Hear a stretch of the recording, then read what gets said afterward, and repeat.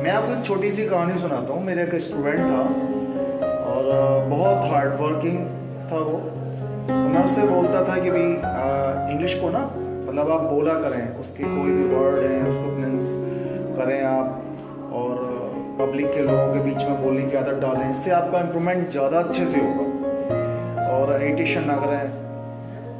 तो कहता था सर किसी को नहीं आती इंग्लिश, वो कहेगा कि भाई हमें नहीं आती क्या। मैंने कहा एटलीस्ट आप छोटे छोटे वर्ड मीनिंग बोलना शुरू करें, तो इस तरह से आपकी प्रैक्टिस होगी। तो वो अपने घर में अक्सर चीज़ें बोलता रहता था। उसकी मदर इलिटरेट थी, पढ़ी लिखी नहीं थी, और वो अपने घर में जाता था तो अपनी मॉम से बोलता था कि मॉम मेरा लंच दे दो मुझे, ठीक है।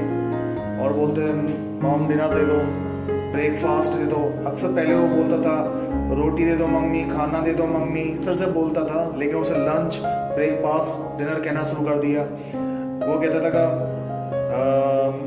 मम्मी मेरा टॉवल कहाँ है, मेरे सॉक्स कहाँ हैं, इसको अलमीरा में रख दो, डोर पर कोई है, मेरा फ़ोन रिंगिंग कर रहा है, बज रहा है। इस तरह की चीज़ें ऐसे शॉर्ट में चीज़ें बोलने लगा वो। उसकी मदर शुरू में उसकी मदर को कुछ चीज़ें समझ में नहीं आई, क्योंकि मदर जानती नहीं थी। तो उसने एक दिन बोला, 2 दिन बोला, ऑटोमेटिकली वो चीज़ें लर्न होने लगी। तो अब ऐसा बोलता था कभी मम्मी मुझे हेडेक हो रहा है, तो हेडेक के बाद मम्मा ने कहा कि बेटा क्या बोल रहा है, इस इज़्ज़त को हेडेक हो रहा है, मुझे दवाई चाहिए, मुझे बाम चाहिए, मुझे स्टोमक का एक हो रहा है, मुझे पेट दर्द हो रहा है, देखना मम्मी मुझे फीवर सा लग रहा है मुझे। तो इस तरह से बहुत सारी चीज़ें वो अक्सर घर में बोलने लगा। हर छोटी छोटी चीज़ को इंग्लिश में बोलने लगा। मम्मी मैं वेजिटेबल लेके आया हूँ मार्केट से, ठीक है। तो मदर को समझ में आया इसको वेजिटेबल बोलते हैं, इसको स्पून बोलते हैं। वो कहता था मम्मी स्पून दे दो, मम्मी ये दे दो, सॉल्ट दे दो, इसमें नमक कम है। इस तरह की चीज़ें मैं आपको विश्वास दिलाता हूँ कि उसकी मदर बहुत सारी चीज़ें इंग्लिश में सीखी।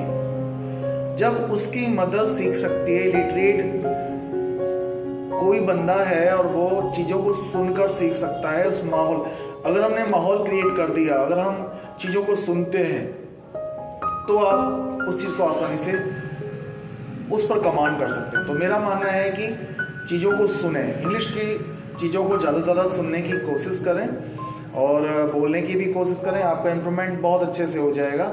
और शायद ये चीज़ें जो मैंने आपको बताई हैं आपकी कुछ मदद करेंगी, आपके कुछ सोच में कुछ बदलाव करेंगी। तो मैं अगली वीडियो में आपको कुछ और नया बताने के और कुछ नया गाइड करने की कोशिश करूँगा as a English teacher. So thank you very much.